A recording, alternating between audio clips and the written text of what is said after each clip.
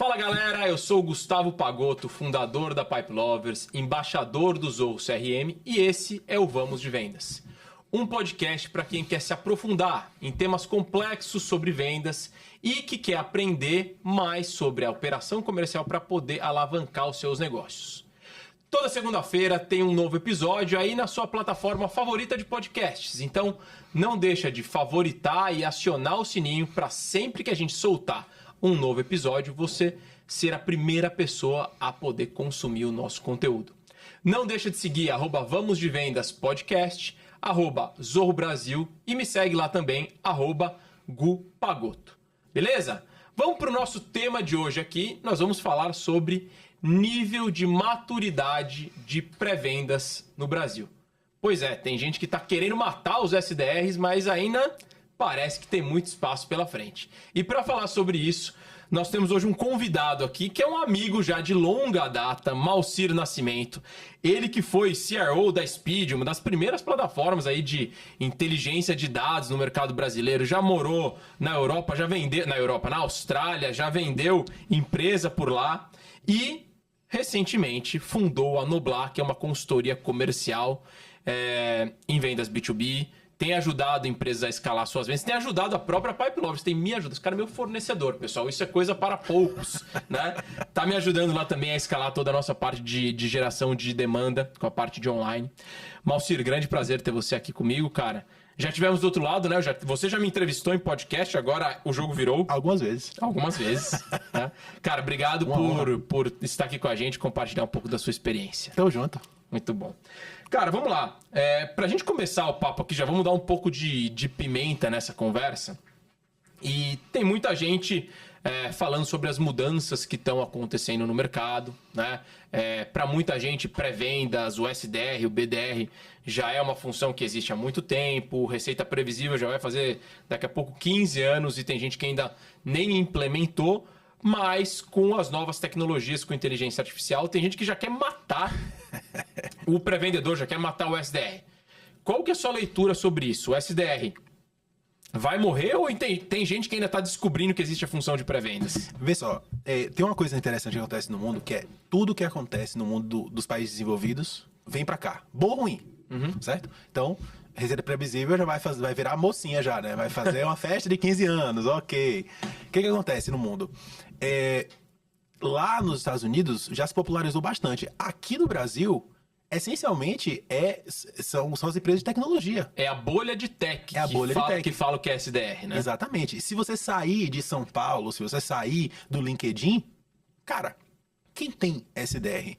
Pouquíssimas empresas. Então, o que a gente tem que se perguntar é o seguinte: o que um SDR faz numa operação de vendas? O que um pré-vendedor faz? Pô, o cara qualifica, ele separa o joio do trigo, não é isso?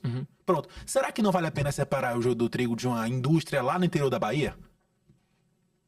Esse é o ponto. Então, a gente faz muito trabalho na economia real. A gente entra como consultor, resolve máquinas, bota a empresa para ter uma receita previsível, né? Para ter um processo comercial previsível.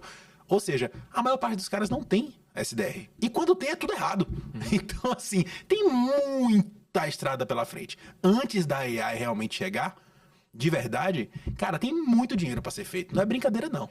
E, cara, acho que é legal até você contar um pouco da sua trajetória de carreira e também, seja a experiência que você teve na Speed, ou seja o que você está vendo agora em clientes na Noblar. Eu vejo isso, na verdade, para mim, isso abriu muito os meus olhos.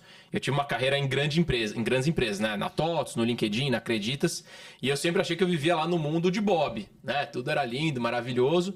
Aí, quando eu virei mentor do G4 Educação, que eu comecei a lidar com o empreendedor do mundo real, eu falei, opa, peraí. Eu tava ali 20 casinhas para frente do que tá a média da população. Então, cara, conta um pouco dessa sua trajetória e como é que você tem visto isso nas empresas, né? Tem muita gente que ainda passa na banca lá para ver, ainda tem o CD vendendo base de dados, né? O bicho pega. Veja só, quando eu cofundei a Speed em 2018, certo? A Speed tinha 6 clientes. Quando eu saí de lá, tinha 1.400. Então, a gente fez um crescimento de 233 vezes no Brasil. Então, desde que eu voltei pro Brasil, tem 7 anos isso, o que eu tenho visto, né? Quando eu cheguei aqui, falava-se muito pouco de SDR. A própria Speed foi um case que que a gente fez? A gente pegou dados e a gente aprendeu a vender A gente criou uma máquina para vender para o pequeno e médio empreendedor. A gente se tornou efetivamente o maior player disso. Então, no tempo que eu fiquei ali na Speedio, a gente tinha uma máquina tão ridiculamente previsível de tudo que a gente fazia, né, de inbound, de que account, o que fosse, que as empresas vinham até mim e batiam na minha porta para eu ir lá fazer consultoria. Cara, me ensina aí, faz aí comigo também, né? E Porque a Speed, ou seja, era uma parte do processo, era a plataforma que ajudava essas empresas a vender. Então, naturalmente, ele se espelhava em você, em como fazer esse processo para vender para empresas também, né? A gente tava na mídia o tempo todo, né? Tava lá fazendo as coisas e tal, aparecendo em todo tipo de podcast, todo tipo de tudo no mundo. E aí, as pessoas queriam esses processos para eles também, né? Qual o lance? Em toda a operação que a gente entra, não existe previsibilidade e tudo começa na pré-venda. Então, você tem a parte do marketing, beleza, que tem que atrair do jeito certo, não sei das quantas e tal. Tem que ter a demanda previsível para depois, né, ter a conversão previsível. Porque tem isso, né? Tem muito empresário que acha que vai ser um milagre, né? Vai vir por... Deus vai fazer um download, assim, de demanda, né? Não existe isso. O cara que vende só por indicação, ele tem um problema... Ele tem uma dádiva divina, que a indicação é uma coisa absolutamente fantástica, mas... falta previsibilidade. Não tem como ter previsibilidade baseada em indicação. Indicação é sorte, é produto bom, aquela coisa toda. E leva muito tempo, né? Exatamente. Então, se o cara é gestor, tá ouvindo a gente, ele sabe que o CAC de indicação é ridículo, baixo. É incrível, fantástico. Abraça esse CAC, seja feliz. Mas não dá pra viver só dele, a depender do seu apetite. Né? Ou seja, gerou o lead certo, que é um problema na sua... sozinho isso é o seu próprio problema, né? Mas caiu ali, se não tiver um pré-vendedor, não dá para separar o joio do trigo. Então vamos lá. Benchmarks aqui, né? Na empresa de tecnologia, se você agendar bem, a média é 20%. Então, de cada 10 que entram, ou 100 que entram, você qualifica para um vendedor 20. Numa conta simples, pensa comigo. Digamos que a empresa tem só um vendedor, ou 2 vendedores, não tem SDR.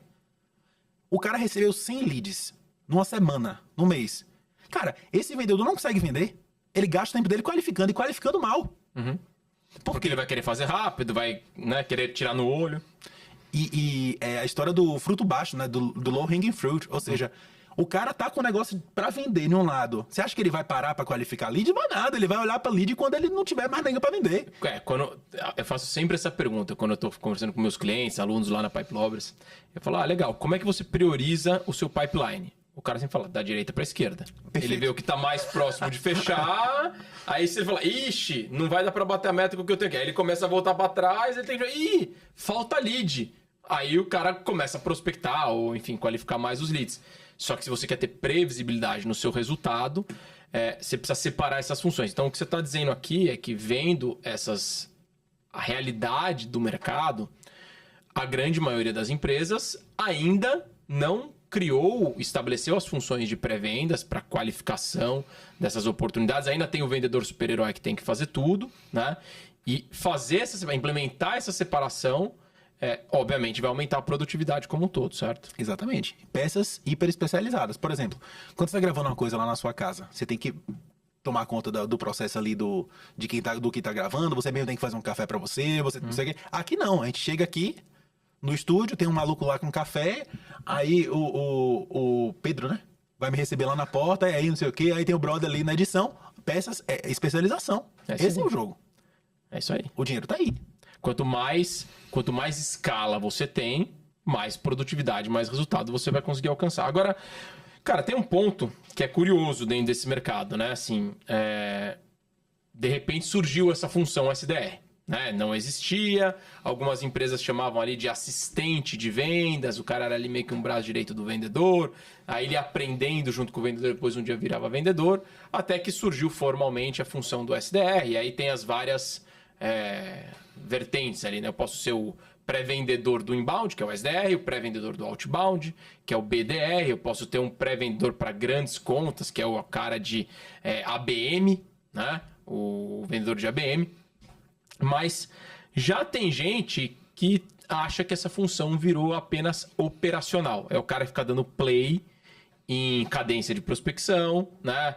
Fica ali só esperando cair um lead qualificado no colo. Eu queria que você falasse um pouco sobre o pré-vendedor, o SDR. Ele é uma função estratégica ou ela é uma função operacional? Ou em que situação que essa pessoa, esse profissional, acaba caindo de um lado ou de outro? o que precisa ser feito dentro da estrutura para você não ficar tendo um monte de gente operacional no dia a dia. Boa, veja, hoje eu tenho clientes tanto na economia real quanto em software. Então, assim, eu tenho de construtora a CRM na minha base. O que acontece? Quando você olha para um processo de pré-venda, você vê que um detalhezinho que você mexe para um lado, gira o ponteiro para um lado, você mexe para o outro. Exemplo, tá? Exemplo real isso aqui. Então, por exemplo, você tem um SLA, Service Level Agreement, de pré-venda para closer. Então, assim, beleza, eu sou o pré-vendedor, você é o closer. Aí você fala assim, Malci, o negócio é o seguinte, eu quero que você, só passa para mim se o lead tiver 3 papéis e uma caneta, beleza? Eu digo, tá bom, ok, tá bom, vou fazer isso. Aí, resultado, esse é meu SLA. Aí, resultado, eu recebo 20 desse aqui e nenhum deles tem a caneta. Aí eu faço o quê? Não mando. O closer falou que não queria, eu não mando, não é isso? Resultado, quando você olha para isso de uma forma inteligente, de uma forma... você bota inteligência comercial nisso, você olha para esse negócio e fala assim, opa, tem 10 papéis aqui sem caneta, peraí, calma, veja bem.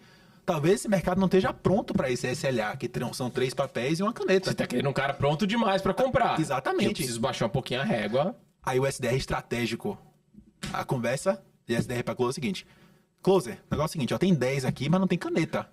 Você quer? Você tá com o funil cheio aí ou vazio? Você fala o quê?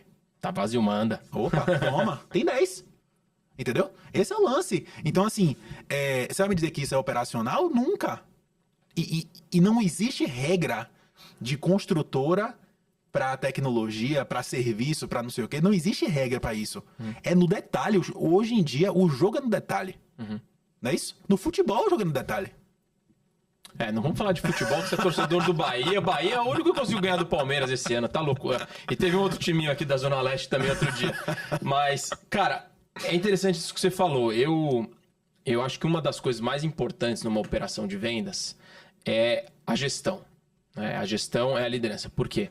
Se a gestão e a liderança tiver clareza da estratégia e de onde quer chegar, ela vai definir bem os processos, as regras, as passagens de bastão. E aí, quando isso está claramente definido, eu consigo estabelecer quem é o responsável pela qualificação, no caso a pré-venda, como é o closer, qualquer regra para fechar, que vai para uma gestão de carteira. Né? Eu tenho muita dificuldade de acreditar, eu tenho visto muitas empresas fazendo isso, que o SDR por si só, ele vai ter a maturidade de estabelecer o que deveria ser um critério, ele junto com o closer que vai receber o lead. Cara, aprofunda um pouco mais sobre isso. Né? Qual que é o papel da liderança na hora de definir esses critérios? Né? O que você está chamando de SLA são os níveis mínimos de serviço, né? Ou os critérios de qualificação.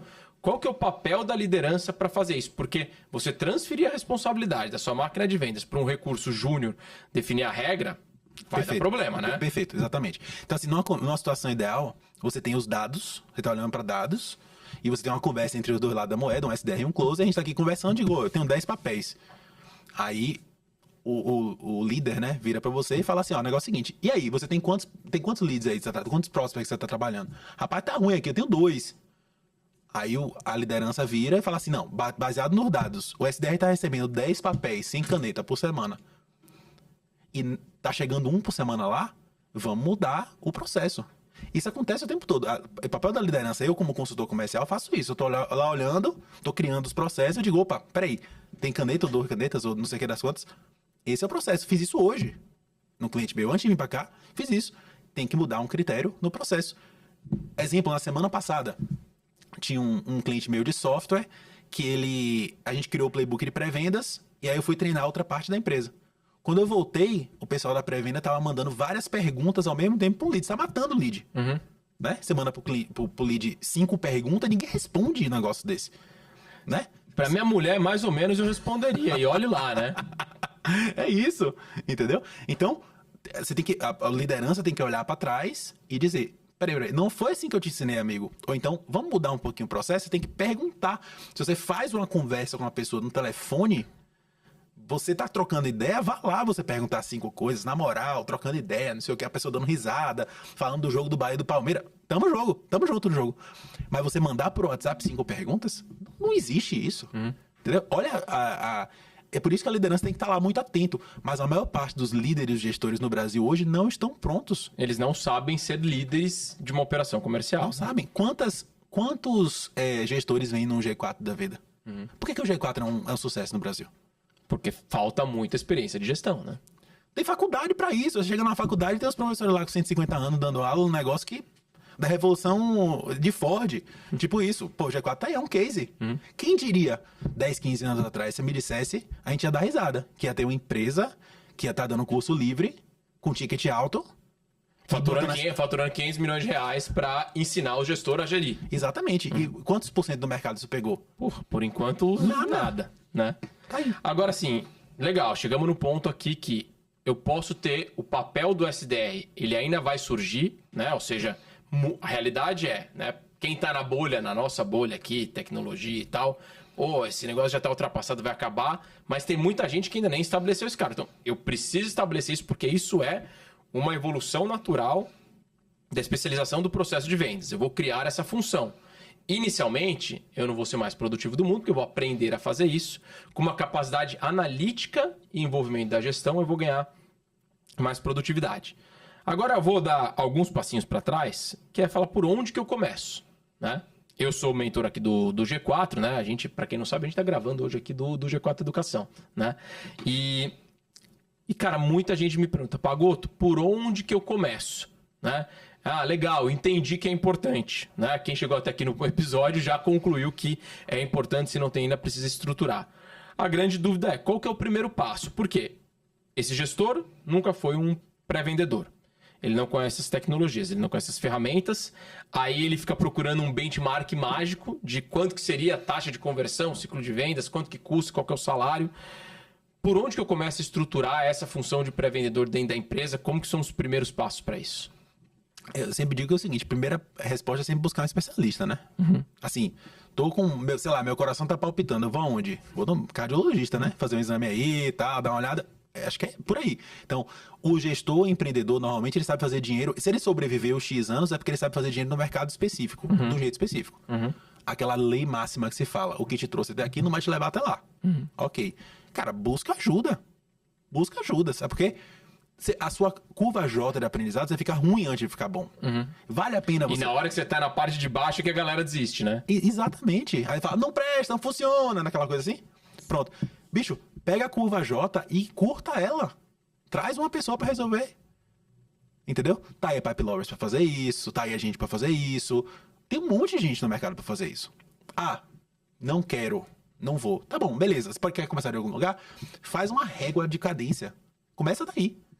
Beleza. Ou seja, caiu um lead. Veja só, não tô recomendando isso. Não faça. É que nem aquela história dos desenhos dos anos 90, né? Tinha assim... A parte da criança. Não faça isso na sua casa, você lembra disso? Não faça isso na sua casa. Aí ele mostrava um desenho legal pra caramba que dava uma vontade de fazer, né? Exatamente. Mas o que é essa cadência, né? Esse processo, essa régua de comunicação. Beleza, caiu um lead. O que precisa acontecer? É um e-mail? É uma ligação? É um WhatsApp? O que tá pegando? E faça 12 desse. A depender do seu ticket, né? Do LTV e tal, daquela... Faça 12. Ou seja, eu vou começar pelo WhatsApp, depois pro telefone, depois pro e-mail, não sei o quê. Ok, crie baseado na sua experiência. O que funciona do lado da pessoa?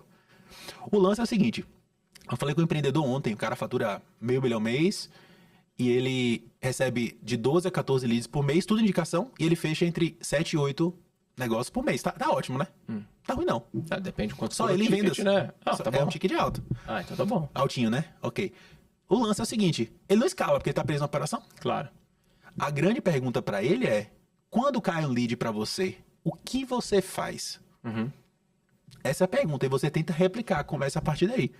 Então, se é pra falar algum tipo de fórmula mágica, seria isso, mas é aquela coisa, não faça sozinho não, traga um profissional pra fazer. Cara, você tocou num ponto muito legal, né? Assim, a hora que você falou, monta aí uma régua de cadência pra você fazer esses primeiros contatos, no final, assim, o que você faz? Eu gosto muito dessa primeira reflexão, antes de você contratar qualquer... Você vai começar a especializar a sua força de vendas, o primeiro passo é você mapear o processo as is. Como que a minha empresa funciona hoje? Ah, entendi. Para o cara vender ponta a ponta, peraí. Essa parte inicial aqui, já que eu estou no gargalo, né? Eu não estou conseguindo executar mais, no caso desse seu cliente ali. Legal, eu vou colocar aqui um pré-vendedor para fazer essas atividades. Agora, antes de botar alguém para fazer, eu vou ter que deixar certificar qual que é a mensagem, qual que é o pitch, quais são as objeções, qual que é o canal de comunicação, qual que é a frequência, qual que é o ritmo que eu vou fazer follow-up nessa pessoa. E o dono da empresa, muitas vezes, ou o gestor que está implementando isso, ele sabe o limite dele. Mas a hora que você vai botar alguém para executar, essa pessoa chegou ali, ela quer fazer naturalmente o mínimo possível. Porque é natural do ser humano. O ser humano foi feito para poupar energia. Com certeza. Né? O cara, vou chegar aqui legal, vou ligar para 200 empresas. Não, se você botar 100 pessoas com o telefone na mão e falar, liga aí, cara, a tendência é que eles liguem o mínimo possível do que eles liguem até qualquer capa. Ninguém vai perguntar quantas ligações esse telefone aguenta fazer por mês até ele quebrar. Né? Então, para mim, esse é o primeiro passo, né? Ter desenhado qual que é o processo, quais são as etapas, quais são as fases, documentar isso bem para você começar a entender onde que eu preciso colocar uma pessoa e como que essa pessoa vai trabalhar. E aí a gente entra no segundo problema, que é quem que eu vou contratar para fazer essa função, né? Eu vejo muita gente que quer começar uma operação de pré-vendas e vai lá, legal, pô, eu vou contratar alguém que era SDR da Pipe Lovers, porque a Pipe Lovers sabe como fazer isso, e aí eu vou contratar esse cara e ele vai estruturar o meu processo de pré-vendas aqui. Então, olha, primeiro não rouba meus funcionários não, tá? Eu tenho uma plataforma lá para ajudar a divulgar vagas de vendas B2B, não faça isso comigo, tá? Rouba de empresas maiores. Mas, quando você está trazendo um pré-vendedor, um SDR, essa é uma pessoa com poucos anos de experiência, com pouca bagagem. Ela executou normalmente um processo, principalmente se ela vem de empresas maiores, ela executou um processo em algum lugar, mas não foi ela que montou. Para montar é um outro nível de capacidade cognitiva, experiência de mercado, para conseguir montar esse processo. Então, por isso que é importante a liderança com conhecimento de mercado, com histórico para fazer. Aí o passo 2 é recrutar esse indivíduo, né? E aí tem aquela grande dúvida, eu queria pagar um salário mínimo aqui para ter um pré-vendedor que vai fazer um trabalho repetitivo, operacional. E aí você contrata um cara pagando um salário mínimo e o que acontece? Opa, o que dá para fazer com salário mínimo hoje em dia no Brasil? Nada. Você vai contratar um recurso ruim, que não vai performar, que não vai ter resultado, aí você vai entrar na parte de baixo da curva, esse negócio não serve para mim, e você vai desistir, e você fala, ó vida, ó céus, nada funciona. Eu queria que você falasse um pouco sobre esse processo de recrutamento de um pré-vendedor, o que é importante avaliar nessas pessoas quando a gente está recrutando, dado que, em geral, são pessoas que são mais novas, que estão entrando no mercado de trabalho, que têm pouca experiência. O que um gestor de vendas, o que um empreendedor precisa avaliar na hora de definir o que ele quer num processo de um pré-vendedor? Rapaz, soft skills, eu acho que é a coisa mais importante. LinkedIn liberou, no começo desse ano, eu acho, uma lista das 10 habilidades mais importantes pro ano 2025, não sei o quê. Quando eu vi aquele negócio, eu achei que ia vir, sei lá, 9 coisas relacionadas a AI, né? Não tinha, era 8 de 10 era soft skills. Como relacionar com pessoas, como falar com pessoas. Bicho, isso é o básico. Se a pessoa tem fobia de falar com outras pessoas no telefone, ela não pode ser SDR, não. Tem gente que tem SDR que eu vejo que é assim, a pessoa tem medo. Você fala com a pessoa na câmera, né? Sei lá, a maior parte dos meus clientes eu tendo por videoconferência. A pessoa fica se escondendo. Cara, não vai fazer outra coisa. Assim. Cara, não é isso. O SDR precisa conversar com as pessoas. E isso não é uma coisa simples de se desenvolver. Onde é que tem isso muito? No telemarketing. Um monte, o cara ganha mal no telemarketing. É massacrado. Tem aquela história toda do commute, tipo, muito tempo pra ir, muito tempo pra voltar, não sei o que e tal. Não é reconhecido, não tem comissionamento, não tem nada. Aquilo ali é uma piscina de talentos. É óbvio que nem todo mundo é bom, porque não existe isso, né? Mas o cara tá acostumado à vida muito sofrida.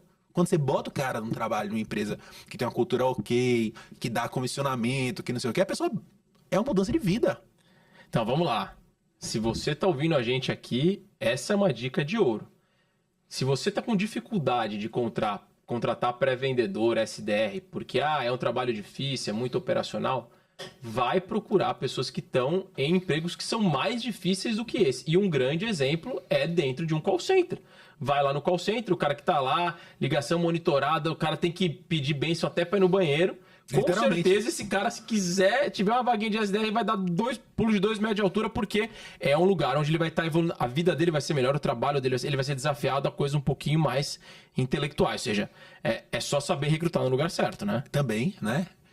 Tem a coisa também de ter trabalhado como SDR, eu acho que isso é uma vantagem interessante, né? Que a pessoa, sei lá, por exemplo, alguém pede conexão comigo no LinkedIn, olha lá, o cara tem 5 experiências como SDR, 1 ano em um, 2 anos no outro, legal, né? O cara já rodou. Eu fico meio preocupado com Fica isso meio, aí, né? né? Rodou em 5 lugares, nenhum lugar foi promovido para vendedor, esse cara é enrolador, eu descarto. Olha como são perspectivas diferentes. Exatamente. Aí vale a conversa. Minha primeira pergunta, assim, outro dia um cara me mandou mensagem no LinkedIn, a gente tava com uma vaga aberta de executivo de vendas, aí ele falou, eu vi sua vaga aberta aqui, fiquei muito interessado nessa vaga de vendedor aí na Pipe Lovers. Aí eu olhei o perfil do cara, ele tava 2 meses na empresa atual. Eu falei, por que você tá querendo mudar de emprego se você tá 2 meses na empresa atual? Essa é uma ótima pergunta, volto a falar com você daqui a alguns meses. Tipo, tem os caras que estão sempre querendo mudar de emprego, Exatamente, né? isso é um problema. Agora também tem o outro lado da moeda que é, muitas vezes, a maior parte das pessoas não tem a oportunidade de crescer. Tem isso. Tá bom. O gestor é cego, né? O cara contrata uma pessoa para fazer um trabalho que ele acha que é puramente manual e nunca dá a oportunidade à pessoa. Isso acontece muito, né? Sei lá, o caso da Speedio. Velho, todos os gestores nossos eram feitos em casa. Se não for todos, quase todos passaram por SDR. A galera virou gestor, virou sócio. Não é à toa que a gente cresceu, porque todo mundo veio do chão de fábrica e foi ascendendo. Era um celeiro, aliás, eu recomendo isso aos meus clientes que crescem mais aceleradamente. Eu sempre falo, cara, SDR você bota pra dentro, testa a pessoa. E tem muita gente boa no mercado. E aí você pega lá CS, Closer. Acho que todos os nossos Closers eram feitos em casa. Ou seja, é uma porta de entrada, você busca ali pessoas que têm uma capacidade de comunicação, que tenham resiliência, porque vai ter que fazer um grande volume de execução de atividades. Que mais aí de soft skills são importantes dentro dessa... habilidade de comunicação dentro da empresa, né? Eu não sei se você tem esse sentimento, mas... De conexão, assim, de relacionamento. Numa conversa, você tem, sei lá, 6, 7, 8, 10 pessoas na reunião. Online. Você tá... Digamos que essa mesa toda preenchida. Eu tô falando com você, olhando nos seus olhos na tela, você tá respondendo. Aí você vira pra essa pessoa do lado e fala assim, qual é a sua opinião sobre isso? 80% das vezes o cara não sabe. Não tá prestando atenção, não sabe. E se ele responder, ele responde um negócio que não tem nada a ver, completamente aberto. Uou! Comunicação é um grande problema. A gente tá vivendo uma grande torre de Babel. Ou seja, aqui é um cara... Aqui você tá falando basicamente de capacidade de escuta ativa. Exatamente, né? Alguém perfeito. que tem a capacidade de entender, absorver e que entra automaticamente numa capacidade de aprendizado. Porque é uma porta de entrada, é alguém que tem o interesse e a capacidade de evoluir. E essa parte de escutativa e aprendizado dá para você pegar em outras atividades que essa pessoa fez ao longo da vida. Absolutamente. Né? Por exemplo, eu gosto muito de pessoas que praticavam esportes, né? Ou que tinham ações de engajamento, seja em escola, em faculdade, em igreja. Pessoas que demonstravam a proatividade de fazer iniciativas e projetos, né? Porque alguém que foi lá, deu as caras e tá querendo aprender e evoluir, que é isso que a gente espera de uma pessoa de pré-vendas, né? É isso aí. E a comunicação prolixa é um problema absurdo. Cara, às vezes eu pergunto a pessoa uma coisa, a pessoa começa a falar, eu digo, meu Deus, pra onde foi esse 1 minuto, 2 minutos da minha vida que eu não sei o que essa pessoa falou? Eu não sei. Já acontece com você? Algumas vezes por dia. Você pergunta pra um SDR, e aí? Pergunta clássica. E aí, como é que tá a qualidade dos leads essa semana? A pessoa... tá bom, mas quem sabe tá ruim, talvez tenha sido por causa do feriado, mas aí teve aquele negócio, literalmente, assim que a pessoa fala, aquele negócio que foi mudado lá no tráfego pago, aí você fica assim, o que essa pessoa acabou de me... Eu não entendi, eu não consigo avançar. Essa dificuldade de comunicação é um negócio absurdo. A maior parte das pessoas do Brasil são semi-analfabetas, né? Tem essa questão. E a capacidade de articular alguma coisa tá difícil. Então, o gestor precisa treinar o SDR a fazer essas coisas. Ou então já contratar pronto, que normalmente é mais caro. Aí nós vamos entrar nesse tema de treinamento, que muito me interessa, né? Mas eu queria, antes nessa parte de recrutamento, você falou de uma coisa que é interessante, né? Todo mundo que já contratou um vendedor, em algum momento recebeu, estava em cópia ali dentro de um e-mail, de uma mensagem, e falou, putz, o cara não sabe escrever direito, né? Todo mundo que contratou pessoas de vendas já passou por isso. E aí onde está o grande problema? Porque o problema não é a pessoa que não sabe escrever, porque ela é uma vítima do sistema, né? O problema é o quê? O problema é quem contratou. E o que faltou nesse processo de recrutamento? Faltou fazer os cases, fazer as provas, fazer as avaliações antes de contratar. O processo vai demorar mais? Vai. Mas a chance de você contratar alguém que está minimamente apto para sua função é fundamental. Que tipo de testes assim que você costuma fazer dentro de um processo seletivo para garantir que aquela pessoa está apta ou não para fazer a função? Esse assunto é interessantíssimo, porque, por exemplo, veja, o ChatGPT ele ajuda você até a escrever uma cópia, uma mensagem, né? Ok. Se a pessoa for minimamente, assim, se estiver usando o ChatGPT, ela consegue desenrolar uma conversa por WhatsApp, usar o ChatGPT para traduzir coisas. Ok, tamo junto, né? Isso é treinável, razoavelmente treinável. O problema tá um pouco antes, a questão da cognição. Se você não consegue expressar o que você pensa em palavras, ou seja, se você é tão prolixo que você não consegue... Isso é uma caneta, ela é meio torta, mas ela é uma caneta, ela gira assim, ó, pro lado, ela não é de apertar. De verdade, se a pessoa não consegue explicar isso, que é onde vive o problema, não há comunicação. O ChatGPT não resolve. Ela não vai nem conseguir conversar com o ChatGPT, né? Não explica, ela não consegue explicar o problema dela. E olha que o ChatGPT tem áudio. Se ela não consegue explicar o problema dela, isso é um problema real oficial. Então, voltando para sua pergunta, cara, trocar mensagens escritas com um candidato é fantástico. Uma simulação de conversa por WhatsApp. Ou até uma conversa mesmo. E aí, pô, eu vi que você um áudio, né? Eu vi que você pediu aí, né? Submeteu pediu pra trabalhar com a gente aí, não sei das quantas. E aí, me conta aí alguma coisa. Um áudio que a pessoa manda pra você é uma coisa muito espontânea. Na Speed, coisa interessante, durante muito tempo a gente não tinha departamento de RH, porque era uma startup, né? Então, não tinha dinheiro. Né? Tipo isso, a gente começou e foi um case extraordinário exatamente por isso. Veio do nada. Ok. Eu tinha um vídeo interativo. Você lembra do Video Ask? Lembra? Sim. Vídeos interativos, né? Então, no meu processo de recrutamento, eu gravei um vídeo interativo que tinha várias opções. Tipo assim, se você quer contratar vendas, aperte 1. Se você não sei o que e tal.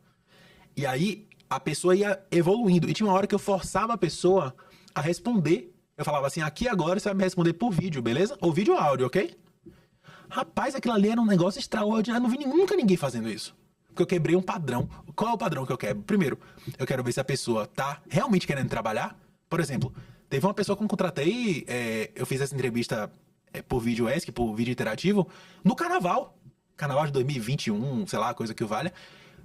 Por quê? Porque eu já sabia. Começou o carnaval, eu mandei a mensagem para 100 candidatos. 9 responderam. Eu fiz várias etapas de essa vídeo entrevista louca, e aí eu percebi quem queria realmente trabalhar, que não estava impedido pelo carnaval. Ou seja, você está falando aqui de fazer testes práticos do canal de comunicação que vai mais usar. Você está falando de testar se efetivamente a pessoa tem interesse e desejo de passar por aquilo. Porque assim, no Brasil, vai ganhar um pouquinho a mais, eu tenho interesse, né? Mas se precisa trabalhar muito mais, não sei se eu tenho. É por aí. Né? Uma coisa que eu acho legal, assim, né? A gente, cara, aprendi isso muito na escola do LinkedIn, né? De fazer muito esses cases, roleplay, simulações durante o processo de entrevista. Eu sempre gosto de fazer um case bem estruturadinho, né? Por quê? Porque eu tô colocando a pessoa dentro de um processo seletivo e eu tô demonstrando para ela que eu sou profissional. Eu sou profissional na hora de recrutar, eu vou ser profissional na hora de gerir, de fazer onboarding, de gerir e de demitir lá na frente. Para mim, esse é a melhor forma de você medir se a pessoa está interessada. Então, você faz um case, você montou lá o material, você mandou para ela. Gosto normalmente de mandar na quinta ou na sexta para ela apresentar no começo da semana seguinte. Primeira pergunta. Você recebeu o case? Porque tem gente que chega na hora do case e achou que era para resolver na hora. Recebi, legal. Que dia que você recebeu o case? Eu recebi na quinta ou na sexta-feira. Legal. Você entendeu o case? Entendi. Ninguém nunca fala que não entendeu, né? Legal. Me conta o que você entendeu. Às vezes a pessoa entendeu, às vezes ela não entendeu tão certo. Normalmente ela não entendeu 100%. Tudo bem, eu vou te avaliar baseado no que você entendeu para eliminar essa nova variável. Mas a minha próxima pergunta é o seguinte. Quando você preparou o material para esse case? Uma quantidade enorme de pessoas. Eu preparei ontem à noite porque estava corrido e veja bem e tudo mais. Peraí. Cara, se a pessoa se preparou ontem à noite e ela tá tão interessada assim, em trabalhar com você, como é que vai ser quando ela tiver no seu dia a dia da operação? Excelente. Né? Se o cara não se preparou nem para a entrevista, que é a primeira venda que ele tem que fazer, ele não fizer essa, não acontece. Então, isso é uma avaliação muito... Eu já deixei de contratar pessoas que não demonstravam esse interesse genuíno de estar nessa posição e crescer. Fala, pô, Pagotto, mas a minha empresa aqui, ela não é muito conhecida.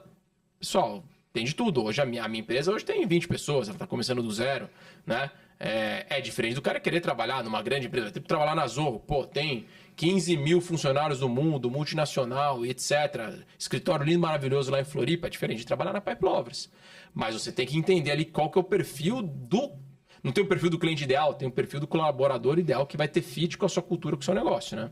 Exatamente. E assim, vontade de trabalhar é um negócio absurdo. Negócio assim, se a pessoa, ela está SDR, ela é SDR porque ela não consegue mais nada, é um problema sério. Problema sério. Ela tem que curtir fazer aquele negócio ali. Tem que curtir falar com pessoas, tem que curtir qualificar, tem que curtir ganhar dinheiro qualificando, sabe? É isso. Não tem como... Não tem substituto para tesão. Não tem. Tá na Bíblia, né? Nesse negócio. Assim, ó, não seja eu não sei frio. se isso tá na Bíblia. Alguém precisa... Vamos consultar os universitários aí. Tem que ter tesão está na Bíblia? Não sei. É questionável. Pode ser que seja fake news. Vamos traduzir da linguagem dos caras que escreveram lá. Não seja quente, não seja frio, que eu te vomito, né? Tipo tá. É por aí, né? Foi bem. Recuperei. Muito bom. Agora todas as religiões podem seguir aqui com a gente nesse podcast. Cara, beleza. Falamos aqui de recrutar. Próximo passo é formar e treinar esse SDR. Eu falo sempre uma frase quando eu contrato um novo profissional. Eu não confio em você até o dia que você estiver pronto para eu confiar. A cara do indivíduo é assim. Por quê?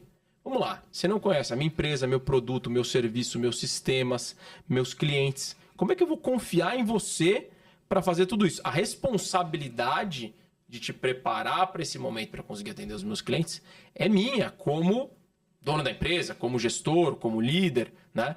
Só que muita gente acha que o fulaninho chegou na empresa agora, você vai dar um telefone para ele, ele vai sair abrindo oportunidades.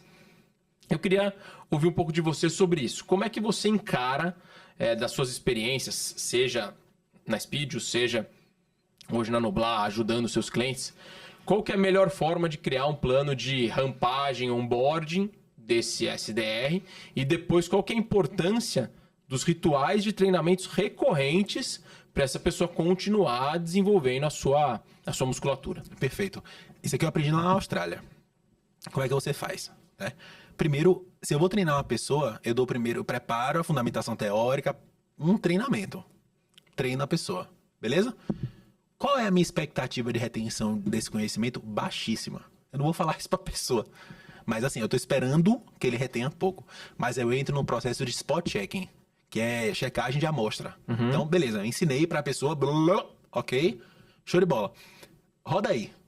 Aí a pessoa vai rodar, eu digo... Vai começar a fazer ligação, não sei o que, você vai monitorar. A importância do CRM, né? CRM vai ligar aqui, ó.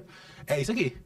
Porque a pessoa vai botar lá dentro, eu vou ter interação dela por WhatsApp, as ligações, os áudios, não sei o que e tal, o que aconteceu, não aconteceu. Beleza.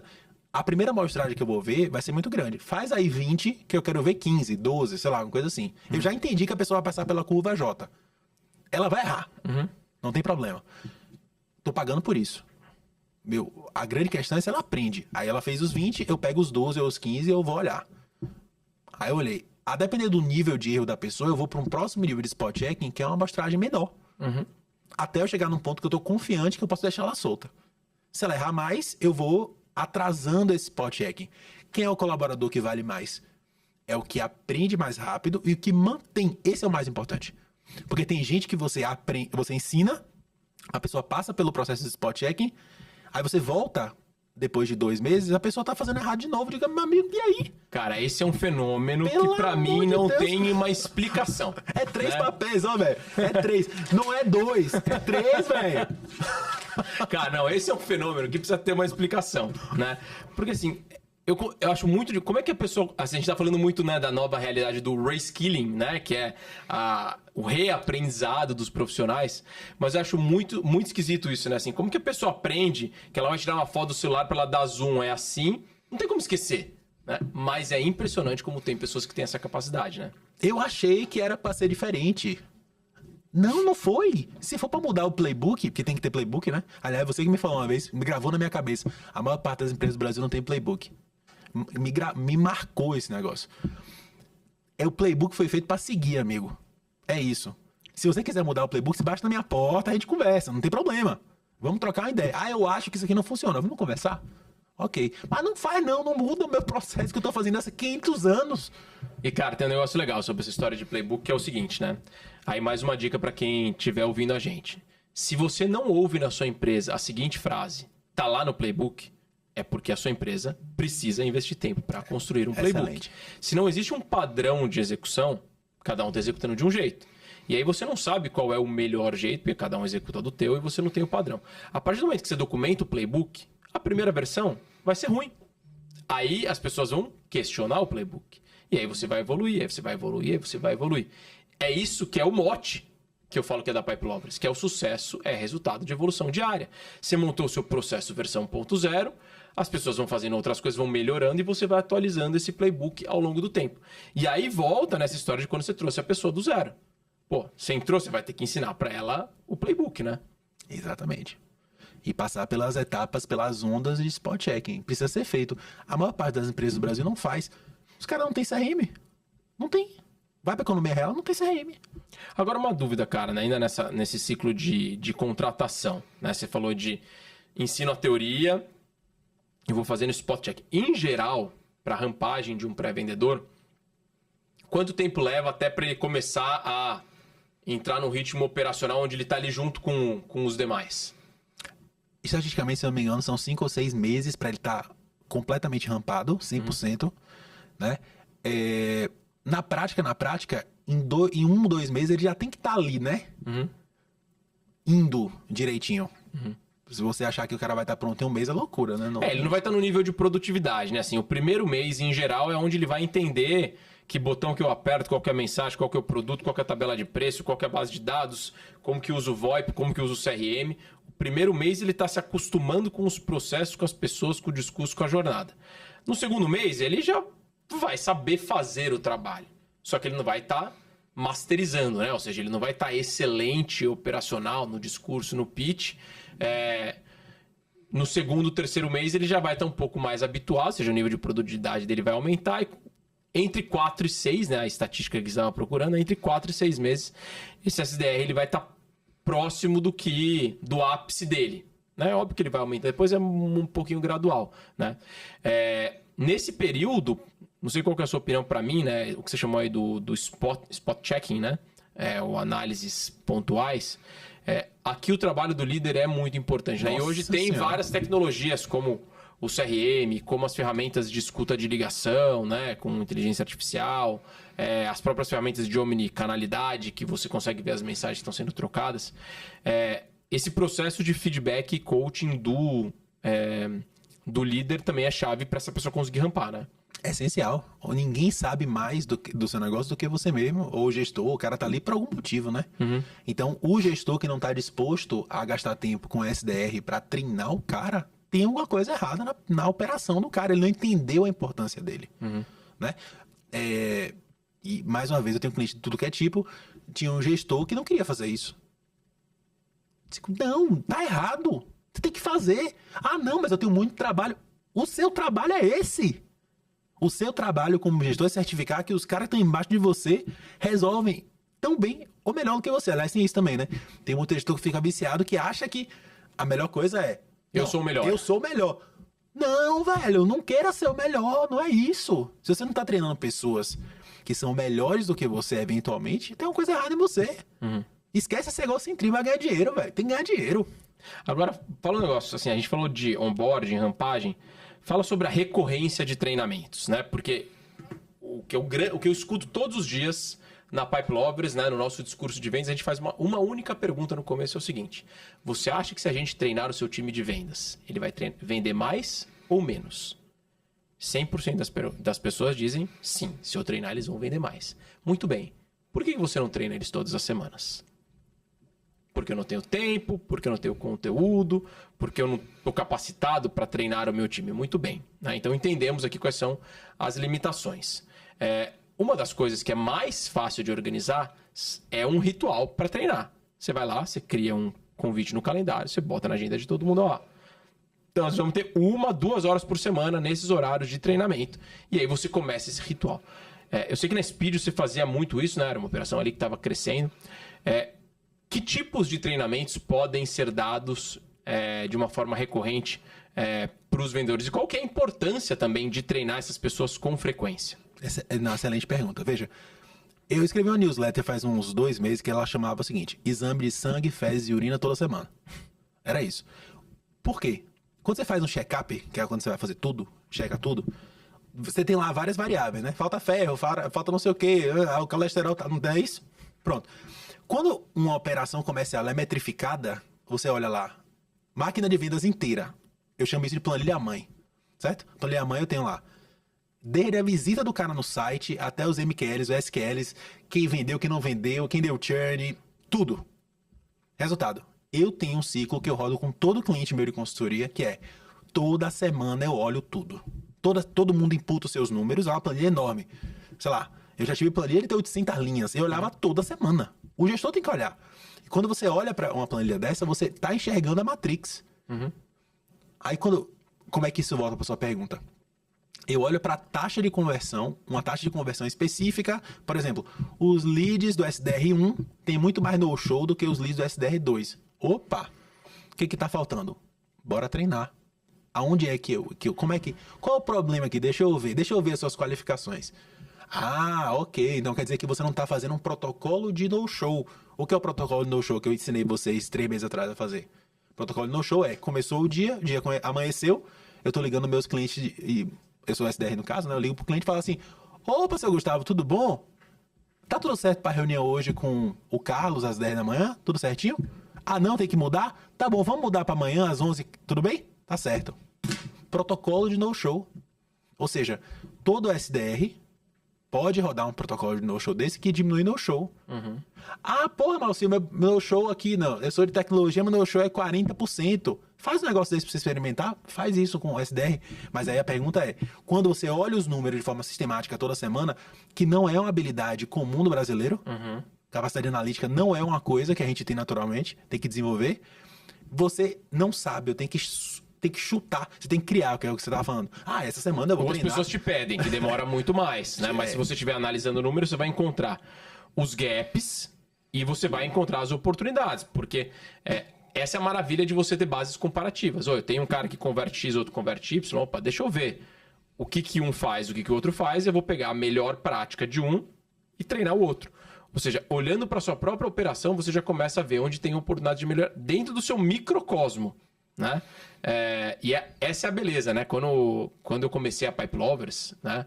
A minha grande tese é as pessoas, a melhor forma de aprender é na prática. E a melhor forma de acelerar é ouvindo os outros. Então, quando eu falo lá de fomentar benchmarking, networking e pegar mentores externos, é porque eu estou pegando anabolizantes ali de conhecimento de outras pessoas.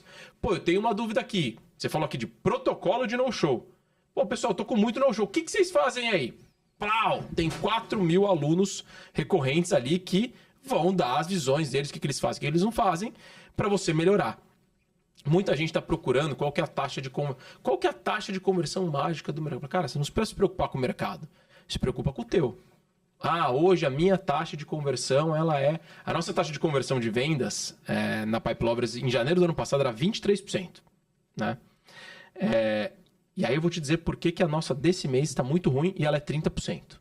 Pô, era 23% e agora é 30%. Por que está muito ruim? Porque mês passado foi 39%. Pô, mas caramba, 39 de 23 é quase ou mais do que 50% de melhoria em um ano. Pô, agora o que aconteceu para cair de 30 para 39? Ah, legal, agora nós temos que entender. Então, 30% para mim é ruim. Porque eu cheguei num pico de 39, preciso entender o que aconteceu ali, né? E esse é um exercício também que os gestores não fazem. Olhar onde eu estou indo bem, para garantir que todo mundo do time está indo bem, onde que eu estou indo mal, que eu preciso pedir ajuda, ou eu acho que tem uma oportunidade para eu fazer sempre melhor. Pô, Pagotto, mas qual que é o limite disso? O limite é 100%, né? O dia que todo mundo que cair aqui e eu estiver vendendo para todo mundo, obviamente não é isso em inside sales, mas sempre você tem um potencial de fazer um pouquinho melhor. Se você fizer isso um pouquinho melhor todos os dias, você vai estar sempre sendo mais produtivo. O único jeito de melhorar, como que é? Fazendo, treinando, executando e repetindo. Eu queria falar agora, finalmente, de tecnologia. Bora. Né? A gente tá Vamos matar os SDR tudinho. É isso, é a máquina mortífera, né? Vai trazer o Arnold Schwarzenegger aqui, pô. A gente fala Arnold Schwarzenegger e Sylvester Stallone, tem uma galera que tá assistindo a gente que não sabe quem é, né? Mas, cara, hoje a gente tem ferramenta de IA, automação, social selling, trocentos mil CRMs, e a realidade é o seguinte: você tá colocando um recurso ali, né? Eu lembro que tinha essa conta na época que eu tava no LinkedIn, que era investido em cada pessoa sentada ali para trabalhar, em média, $500 de ferramenta por mês, né? Se você pegar $500 aqui no real do jeito que tá hoje, dá mais ou menos uns R$2.500, R$3.000, né? Ou seja, cada pessoa que senta a bunda ali tem um stack, né? É quase que os Navy SEALs americanos chegando lá no Oriente Médio, né? O cara tem equipamento para tudo. E, cara, a realidade é que hoje tem um monte de ferramenta para o SDR. E aí começa a surgir uma questão da... começa a ficar inviável financeiramente, porque as empresas estão contratando uma pancada de ferramentas. Eu vi aqui um negócio da ferramenta, eu vou botar para esse SDR. E essa conta para de fechar, porque você começa a colocar Sales Navigator, põe a plataforma de dados, põe a AI, põe a escuta, põe não sei o que, põe não sei o que lá. Cara, esse cara tá te custando o dobro e não tá te produzindo o dobro. Então eu queria que você falasse um pouco qual que é a sua recomendação, sua forma de avaliar quando a gente olha para tecnologias que deveriam ser aplicadas para pré-vendas. Lembrando que a grande maioria das empresas do Brasil ainda nem tem o pré-vendas. Então, assim, tem gente, eu já vi alguns casos desse, o cara nem tinha pré-vendedor e contratou uma ferramenta de Sales Engagement. Fantástico. O Brasil é fantástico. E o cara provavelmente tinha 20 anos no mercado e tá ganhando dinheiro. O Brasil é incrível. Veja só, eu sou super pró tecnologia e eu vim de mercado de tecnologia. Então, ok, tamo junto. Saio contratando tudo? Saio sugerindo pra todo mundo contratar tudo? Não. Não mesmo. Então, primeiro, eu não sou um early adopter para os meus clientes, nem para meu. Cara, eu quero que a galera se lasque lá primeiro, valida para mim, depois eu implemento. Porque qualquer coisa que eu boto para rodar na empresa, eu assino por aquilo. Eu sou responsável. Então, assim, eu quero, por exemplo, plataforma de AI para pré-venda. Eu tô deixando o mundo acontecer. Porque não tem um player. Me tragam os casos aqui para, né? Traz aí. Por quê? Não tem um player que acendeu. Não tem. Certo? Ou seja, tá todo mundo se batendo, se matando. Tem um monte de coisa de AI, que, aliás, tem fundo que é só isso. O cara pega o chat GPT, bota um skin em cima e vende um produto, achando que é um negócio... Veja bem, não é bem assim o processo. Isso não tá maduro o suficiente ainda, tá? Então, assim, ok. Vamos falar especificamente do chat GPT. Chat GPT, ótimo. Por exemplo, caiu um lead de inbound. Aí eu tenho o Zorro. Certo? Ok. No Zorro eu boto minhas automações. Quais são minhas automações? Mando WhatsApp pro cara, mando e-mail e crio lá uma tarefa pro SDR ligar, certo? Ok. O que eu vou usar o chat GPT? SDR, né, no caso. Ok. Vai lá e pergunta pro chat GPT o que a empresa faz. Porque a maior parte dos SDR não entende. Não tem repertório para entender. O cara vê o site, ele não processa o que é o business, né? Primeiro que o site, de uma forma geral, se comunicam mal. O que faz essa empresa? Eu não sei o que é. Não sei. Eu preciso entender em 3 segundos, não sei o que é. Ok. Pergunta pro chat GPT. Veio a resposta, não entendi. Me explica como se você fosse uma criança de 5 anos. Vai vir alguma coisa ali. Ok. Próxima pergunta. Essa empresa aqui é B2B ou B2C? Ok. Quando eu faço essa ligação, eu faço muito melhor assistido, né? Beleza. Show de bola. Ok. É uma stackzinha boa. Aí você fala assim, tá, mas qual é o tamanho da operação do cara? 100 leads, 50 leads por semana, 100 leads por semana? Cara, com um chat GPTzinho, um CRM rodando, umas automaçõezinhas, você vai. Tranquilo. Playbookzinho bem feito, opa, quero escalar. Por exemplo, sei lá, na Speedio a gente crescia 300%, 400% por ano. Eu cheguei a ter 10 SDR, 10 closes ao mesmo tempo. O cara tem que ser um Navy SEAL. O máximo possível. Porque eu preciso que ele rampe rápido e rampar mais rápido.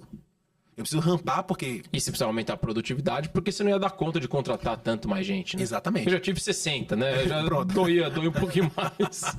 Entendeu?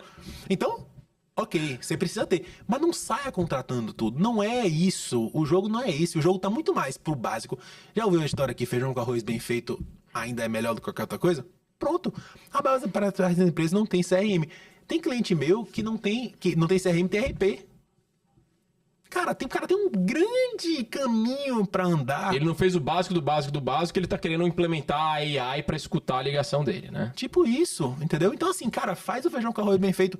Pô, com feijão com arroz bem feito, eu vou, ok, mas se 30%, 40% de crescimento, tá ruim não, né? Uma empresa estabelecida no ano, que andava de lado normalmente. Cara, é isso, feijão com arroz bem feito. Espera a galera se lascar com as coisas de AI, velho. Traz depois. Muito bom, cara. Futebol é bola na rede. Não é isso? Nem me fala de bola da rede de um baiano, que me dá até um calafrio lembrar do último jogo. Falando de tecnologia, é bom lembrar aqui para nossa audiência, pessoal, que o Vamos de Vendas é um podcast que é uma iniciativa do Zorro CRM. CRM que foi eleito pela Forbes em 2025 como o melhor CRM do mundo pelo 3º ano consecutivo. O Instituto Gartner de Tecnologia definiu o Zorro CRM como o mais visionário do mundo. E a Nucleus Research disse que ele é o que tem a melhor tecnologia. Então, se você está procurando uma plataforma de CRM para a sua empresa, para levar a sua operação para um novo patamar, vai lá em zorro.com/CRM, se cadastra, conversa com a galera comercial do time da Zorro, a galera é fera. Tenho certeza que vocês vão adorar a tecnologia do Zorro CRM e de todos os outros softwares, dos mais de 60 aplicativos que a Zorro tem. Beleza? Malcírio, pra gente ir pra reta final aqui, cara, que eu sei que a sua hora é caríssima. Vamos pro último ponto aqui, que é o seguinte. Nessa mudança de SDRs cada vez mais estratégicos, a galera que tá com toda essa produtividade, eu queria que você falasse um pouco como a gente mede, de que forma que eu tenho que medir o trabalho de um pré-vendedor para garantir que eu estou buscando o aumento de produtividade desse recurso dentro do time. Qual que é o caminho de medir isso? E com tudo isso que está vindo de tecnologia, de informação, eu tenho que continuar medindo volume de execução ou tem alguma outra coisa diferente que dá para medir? Os indicadores de esforço são importantes. Então, você não quer ter um time de 3 pessoas onde um está fazendo 20 ligações e o outro está fazendo 100. O gap é muito grande entre uma coisa e outra. Tendo dito isso, os melhores indicadores são os de eficiência. Então, para cada lead que eu entro, quantos eu converto? Taxa de conversão. Né? Outra taxa importantíssima, o tempo que o cara converte. Super importante. O tempo que o cara dá o primeiro combate. Tem que ser menos de 5 minutos.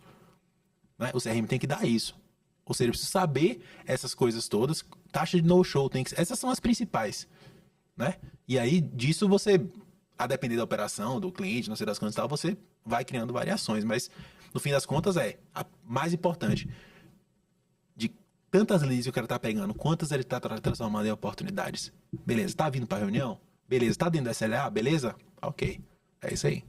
Legal, ou seja, então o que você está dizendo aqui é que é fundamental a gente conseguir medir o volume para garantir que eu estou balizando se o meu time está executando o máximo possível, né? Para mim, o principal indicador quando a gente fala de medir o máximo de capacidade é o número de atividades atrasadas. E tem um número ideal de atividades atrasadas por dia, sabe qual que é? Não sei. Uma. Uma. Porque se ficar só uma atividade atrasada por dia, significa que a pessoa fez o máximo que dava e faltou uma. Se ela terminar o dia sem nenhuma atividade atrasada, é porque sobrou tempo. Agora, se tiver muita atividade atrasada, é porque esse cara já estourou a capacidade dele. Isso aí é uma derivada da teoria do padeiro, né? Quem quiser depois procura no chat GPT o que é a teoria do padeiro. Mas é muito legal isso que você falou também de monitorar a eficiência. Não adianta eu ter um SDR que ligou para 100 empresas se eu não sei o que isso cultivou depois. Então, quanto mais você conseguir estratificar, né? Eu fiz tantas tentativas de ligações, tantas foram conectadas, das conectadas, tantas foram efetivas, eu consegui dar o pitch. De quantas que eu consegui dar o pitch, quantas que eu fiz um agendamento de reunião e dessas reuniões, quantas efetivamente aconteceram. Eu tenho um episódio, eu tinha um SDR na minha época de Creditas, que ele era muito ruim de volume. Mas esse cara, ele conseguia fazer por dia 5 ligações efetivas. Falar com o cliente. Ele agendava 3 reuniões no outbound. Isso é bom pra caramba. Falei, peraí. Então, assim, se eu conseguir botar esse cara a falar com mais gente, ele converte pra caramba. Então, o que eu preciso trabalhar nele? Pô, a execução do volume para ele conseguir ter essas ligações efetivas. Do outro lado, eu tinha os caras que eram uma besta. O cara fazia 200 tentativas de ligações por dia. Ele conseguia ter 10 ligações efetivas e ele marcava 2. Você fala, o de 2 não é tão ruim do de 3. Pô, ele é muito pior que o de 3, porque ele falou com 10 e ele conseguiu converter só 2. Então, esse cara precisa melhorar a qualidade do que ele está executando. Então, acho que entra aqui no papel da gestão de conseguir olhar tanto a quantidade como a qualidade para ter mais eficiência. Muito bom, meu amigo. Passou voando esse nosso episódio, como eu já esperava, né? Na sua velocidade de fala de nível 3, na média a gente aumenta um pouquinho a velocidade das pessoas aqui pra ficar um tempo legal. No seu caso, acho que a gente vai ter que dar uma diminuída pra ver se a galera consegue. E o pessoal fala que o pessoal da Bahia ainda fala um pouco devagar, né? Você é um exemplo ao contrário sobre isso. Malcir, pra gente fechar aqui, cara, quem quiser te conhecer, quem quiser conhecer a Noblar, sobre o seu trabalho, qual que é a melhor forma de te conhecer, de se conectar contigo? Tem uma vantagem no mundo de ter nome esquisito. Uma. Que você me acha botando meu nome em qualquer lugar que você chegar. Ou seja, Malci, não precisa nem botar meu sobrenome, que é Nascimento. Bota lá no LinkedIn, Malci, vai aparecer eu. Tem meia dúzia no planeta Terra, é isso aí, você me acha, tá facinho. É isso aí. Então, Jota. Muito bom, cara. Então, galera, fica a recomendação que Malci trabalha com a gente lá na Pipe Lobres, lá faz vários trabalhos com a gente. Tem ajudado a gente muito a ajudar o nosso crescimento de topo de funil. Então, fica aqui uma recomendação disponível a todos. Isso aqui vale ouro, hein, cara? Depois a gente negocia essa chamada, esse merchanzinho aqui, né? Estamos chegando aqui no final, pessoal, e como vocês já estão habituados com esse podcast, vocês sabem que sucesso em vendas é o quê? Resultado de evolução diária. Então, para garantir que você aprendeu e assimilou o conteúdo de hoje aqui, dá um print na tela, compartilha aí nas suas redes sociais e não deixa de marcar Vamos de Vendas Podcast, @Zorro Brasil, me marca lá também, @Gupagoto, para eu saber o que vocês acharam, em que momento que vocês estão ouvindo esse podcast. É na academia, é no carro, é no escritório, é deitado no sofá? Mostra lá pra gente entender um pouco mais sobre a galera que anda consumindo o nosso conteúdo. Combinado? Por hoje é só, nos vemos em breve e vamos de vendas.